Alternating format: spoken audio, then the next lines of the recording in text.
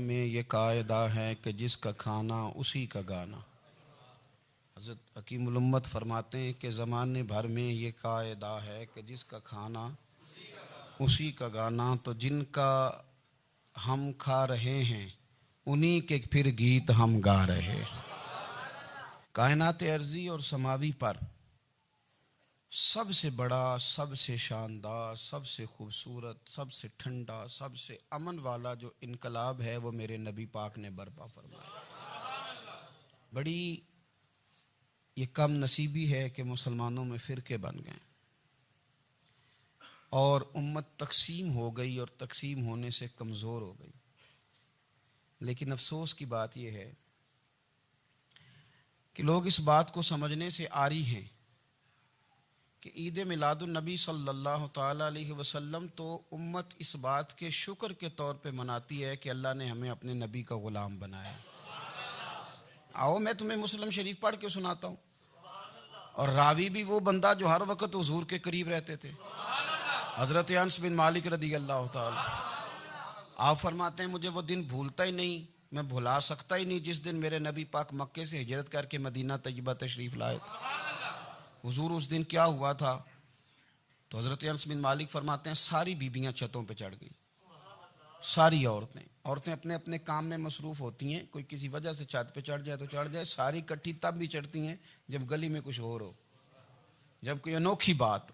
सारी बीबियाँ छतों पे चढ़ गईं, बच्चे दरख्तों के साथ चिमट गए और फरमाते हैं कि 70 के करीब लोग हुजूर की सवारी के आगे थे और बाकी सैकड़ों की तादाद से सवारी के पीछे थे। और फरमाते हैं ये अलग मंजर था। और ये मुस्लिम शरीफ में नारा मौजूद है, मुस्लिम शरीफ में, ये सही मुस्लिम में मौजूद है कि जब हुजूर मदीने आ रहे थे तो मदीने वाले नारा लगाते थे या मुहम्मदा या रसूल अल्लाह, और चलते हुए लगा रहे थे या मुहम्मदा या रसूल अल्लाह का वो नारा लगा रहे थे। और फिर हजरत अनस बिन मालिक फरमाते हैं ये दो मंजर ये थे, एक तीसरा मंजर भी था। मदीना शरीफ के अंदर कुछ कबीले थे, आज भी ऐसा होना नहीं चाहिए। ये इस्लाम ना सिर्फ इसको नापसंद करता है बल्कि इसकी तरदीद करता है। छोटी बरादरी बड़ी बरादरी आज भी तकसीम है, नहीं होनी चाहिए। अरब के अंदर भी तकसीम थी, कुछ कबीलों को छोटा जानते थे, कुछ को बड़ा जानते थे। एक कबीला था बड़ा कबीला, बनु नज्जार का, चौधरियों का कबीला, सेठों नवाबों का कबीला, बड़े लोगों का कबीला। उस कबीले की बेटियां एक कोने में दफ लेके बैठ गई।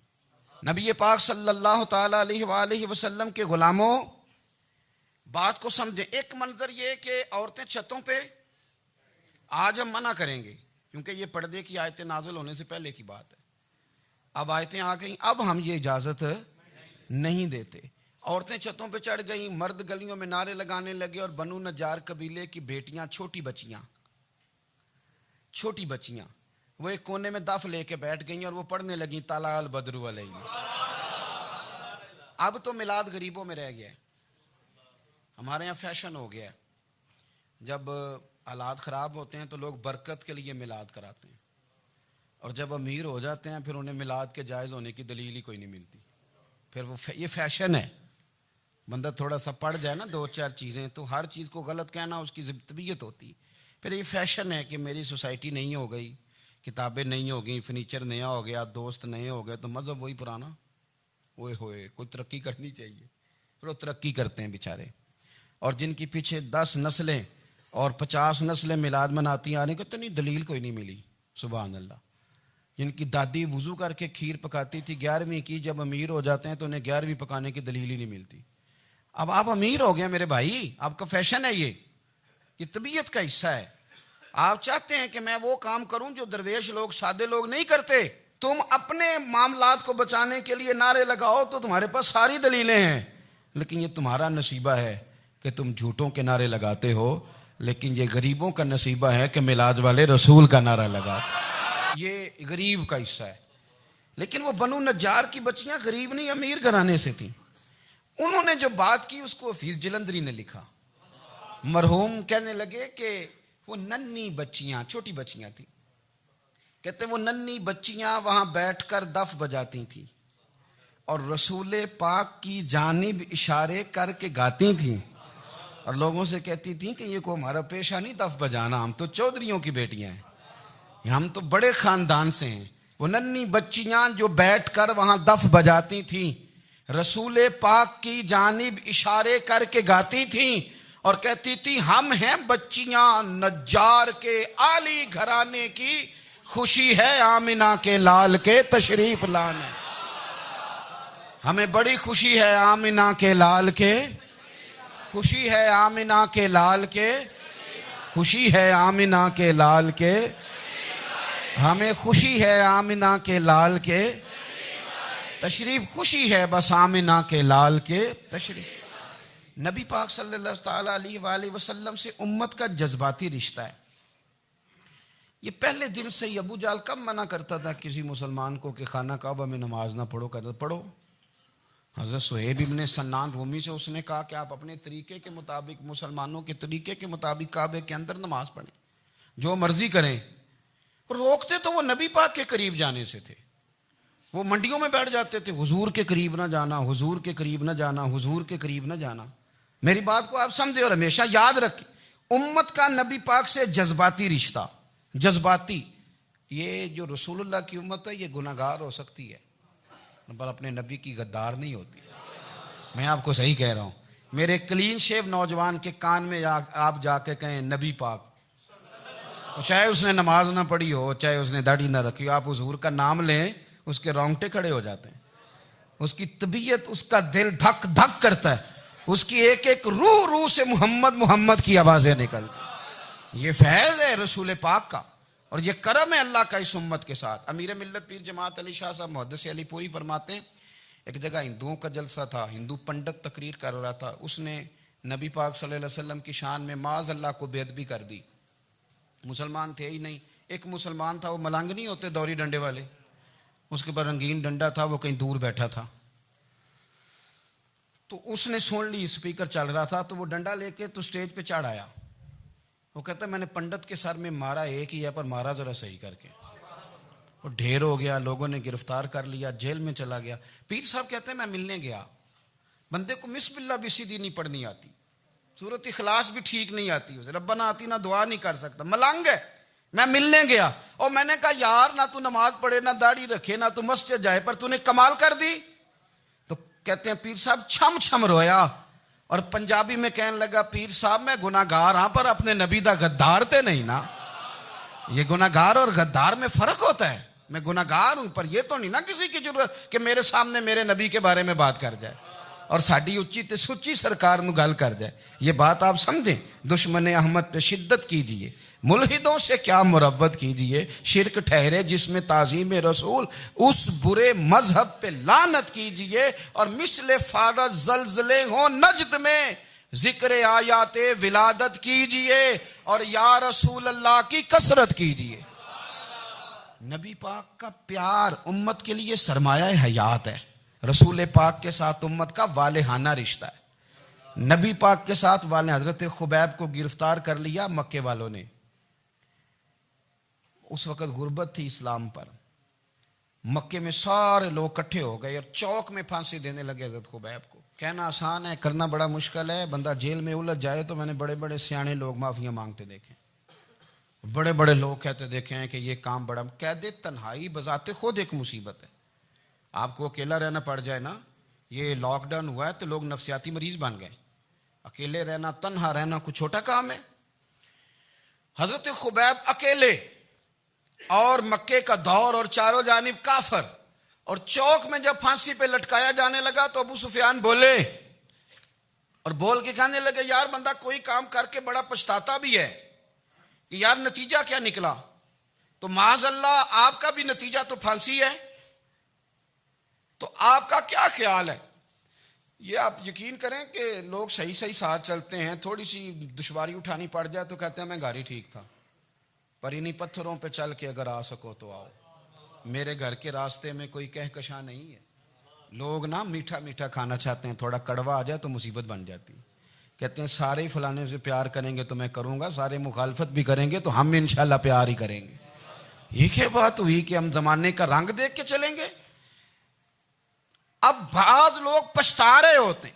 हजरत खुबैब से कहा, अबू सुफियान ने अभी कलमा नहीं पढ़ते थे, कहने लगे तू इस वक्त फांसी पर लटक रहा है और तेरे नबी मदीने में और आराम में, और उनके सहाबा आराम में, अहले बैत घर में। तेरे ज़हन में अगर इस वक्त यह बात हो कि इस वक्त तेरी जगह पे वो होते, माज अल्लाह, तो फिर क्या होता? मजमा गैरों का, इलाका गैरों का। ये टाइम आया था अब नारा रिसालत लगाने का। अब टाइम आया हजरत खुबैब ने नारा रिसालत लगाना है, पर लगाना किस तरह है कि काफिर याद रखें। हजरत खुबैब से कहने लगे अगर तेरी जगह हुजूर होते तो फिर तेरा क्या ख्याल है, माज अल्लाह। तो हजरत खुबैब कहने लगे तुम अभी भी नहीं समझे? ठीक है, मैं मक्के में अकेला हूं, सारे लोग मदीने में हैं, पर मैं पछता नहीं रहा, मैं तो फख्र कर रहा हूं। मैं फख्र कर रहा हूं इसलिए कि चोरी करके जान नहीं दे रहा, मदीने वाले की इज्जत पे जान दे रहा हूं। मैं फख्र कर रहा हूं। फरमाया सुन, तू कहता है तेरी जगह हुजूर होते और तुम उन्हें यहां माज अल्लाह फांसी पे लटकाते। फरमाया सुन, मैं तो ये भी पसंद नहीं करता कि मैं घर में बैठा हूं और मेरे नबी को हल्का सा कांटा भी चुभ जाए। हमारा अपने नबी से मोहब्बत का रिश्ता है, एक कांटा भी हुजूर के कदम मुबारक में चुभे हमें बर्दाश्त। मजमा उनका था, नारे लग रहे थे, हमने मुसलमान पकड़ लिया, लेकिन हजरत खुबैब ने अकेले, अल्लाह करे आपको मेरी बात की समझ आए, अल्लाह करे आपको समझ आए, अकेले जब फांसी के तख्ते के करीब नारा लगाया ना कि मैं तो कांटा भी नहीं चुभने दूंगा अपने नबी को, अब सारे हार गए। अब उस एक जुमले ने ना इनको शिकस्त खुर्दा कर दिया। अब बोल कुछ नहीं सकते थे, गर्दनें झुक गई। और जब सन्नाटा छाया तो अबू सुफियान साथ वाले से कहने लगा बाकी सारी बातें अपनी जगह पर हैं, पर असहाबे मोहम्मद से प्यार तो बड़ा ही करते हैं ना। और वो कच्चा रंग ललारी वाला जेड़ा चढ़दा ते लैंदा रहिंदा, ए इश्क तेरे दा रंग मुहम्मद चढ़ जाए फेर नहीं लैंदा। कहा यार प्यार तो ये करते हैं ना, इसमें कुछ शक वाली बात। इस प्यार से काफिर डरता है। नबी पाक के साथ जज्बाती वाबस्तगी, हुजूर के साथ गुलामों का जज्बाती रिश्ता, और नबी पाक सल्लल्लाहु ताला अलैहि वसल्लम की आमद पर तशक्कुर के जज्बात। इमाम राजी ने लिखा है कि हजरत मूसा कलीमुल्लाह अलैहिस्सलाम ने तौरात की तख्तियों के अंदर एक उम्मत का जिक्र पढ़ा कि जो उम्मत गुनाह का इरादा करेगी तो गुनाह लिखा नहीं जाएगा जब तक कर न ले, और नेकी का इरादा करेगी तो रब उनकी नेकी लिख देगा, और जब वो कर लेगी तो अल्लाह 10 गुना अजर अता करेगा। और वो ऐसी उम्मत होगी कि जिनके चेहरे क़यामत के दिन नूर की तरह चमकेंगे, और वो उम्मत होगी जिनकी अल्लाह ताला ज़मीन सारी पाक फरमा देगा, जहाँ नमाज पढ़ेंगे नमाज हो जाएगी। ये तज़किरे पढ़ के तो हज़रत मूसा कलीम अर्ज़ करने लगे अल्लाह ये उम्मत मेरी बना दे। तो रब करीम ने फरमाया कि मूसा नहीं, ये तो मेरे महबूब की उम्मत है। फरमाया ये तो मेरे नबी पाक की उम्मत, हुजूर की उम्मत। अल्लाह अकबर। हज़रत मूसा मामूली आदमी नहीं, वो जलीलुल कद्र पैगंबर हैं जिनका कुरान के हर सिपारे में तज़किरा है, कहीं वाज़े तौर पे, कहीं इशारतन, हर पारे में। और हज़रत मूसा अल्लाह के वो नबी हैं जो रब से डायरेक्ट बातें करें कोहे तूर। कहा ए मूसा ये उम्मत तो मेरे नबी की है। तो हज़रत मूसा अलैहिस्सलाम अर्ज़ करते हैं, इमाम राजी ने लिखा है, कहते हैं अल्लाह फिर मुझे अपनी नबी की उम्मत में शामिल कर। ओ यार हमें लोग कहते हैं मिलाद ना मनाओ, जिस उम्मत में आने के लिए हजरत मूसा ने दुआ मांगी, जिस महबूब की गुलामी के लिए, हमें तो दुआ भी कोई नहीं मांगनी पड़ी, अल्लाह ने फजल से ही मदीने वाले का गुलाम बना दिया। तो हम हुजूर के तज़किरे ना करें, हम तशक्कुर ना करें, हम नबी पाक सल्लल्लाहु अलैहि वसल्लम की नात ना पढ़ें, हम हुजूर के आने पर जश्न का इजहार ना करें। हर वो जायज़ तरीका जिससे इजहार खुशी हो सके वो मिलाद पे करना चाहिए, और उसके लिए असबाब बनाने चाहिए। उम्मत का एक जज्बाती अंदाज होना चाहिए नबी पाक के साथ, एक वारफ्तगी, एक ज़ौक़, एक तबीयत के अंदर विजदान। नारा मतलब इस तरह ना हो कि बस चल रहा है काम, मैं नहीं हूँ कायल, मैं कहता हूँ पहले तो कोई लगाए ना, और फिर नारा जब लगता था ना तो मुसलमानों के यहाँ नारा लगता था तो बड़े बड़े लोग कांप जाते थे। सूफिया ने लिखा है कि हजरत उमर ने जब कलमा पढ़ा ना तो 39 बंदे कलमा पढ़ते थे। तो नबी पाक ने रात को दुआ मांगी, ऐ अल्लाह उमर को मुसलमान करके इस्लाम को इज्जत दे। हजरत उमर सवेरे आ गए, मुझमें वो तफसील में नहीं जाता, बात लंबी। हजरत उमर जब आए ना और उन्होंने आते जब कहा ना कि मैं कलमा पढ़ने आया हूं, तो हुजूर इतने राजी हुए कि नबी पाक ने कहा अल्लाहु अकबर। तो सहाबा ने नारे लगाए अल्लाहु अकबर अल्लाहु अकबर, यानी 40 लोग मुसलमान हुए तो नारे लगे। हमारे सूफिया कहते हैं हजरत उमर के आने पर जब नारे लगे तो बताओ कि वो तो नारा तकबीर लगा, नारा रिसालत क्यों नहीं लगा? तो कहते हैं गोया हमें हुजूर ने ये समझाया है, हुजूर के इशारों ने समझाया है कि मैं अब अपने नारे खुद तो नहीं ना लगाऊंगा, मैंने तो अल्लाह अकबर कह दिया, उमर आ गया है, मेरे नारे लगाता रहेगा। नारे लगेंगे। हजरत उमर ने पहले दिन ही कहा कि हुजूर आप सच्चे रसूल हैं तो छुप छुप के नमाज क्यों पढ़ें? शुरू हो गए नारे, हुजूर आप सच्चे हैं तो छुप छुप के नमाज का क्या माना हो? तो हुजूर ने फरमाया तेरा क्या इरादा है? हुजूर सारे नहीं, एक मैं एक अमीर हमजा, एक लाइन के आगे वो लग जाए, एक के आगे मैं लग जाऊं, और बाकी मुसलमान जितने हैं कुल 40 थे, पीछे 18 19 बचेंगे, तो एक लाइन में वो हो जाए, एक में आगे, एक में अमीर हमजा हो, एक में मैं हूं, तो देख लेते हैं ये हमें नमाज कैसे नहीं पढ़ने देते। हाँ देख लेते हैं, आए ना मैदान में, इधर आ सितमगर हुनर आजमाए, तो तीर आजमा हम जिगर आजमाए, और गुलामाने मोहम्मद जान देने से नहीं डरते, ये सर कट जाए यहां रह जाए कुछ परवाह नहीं करते।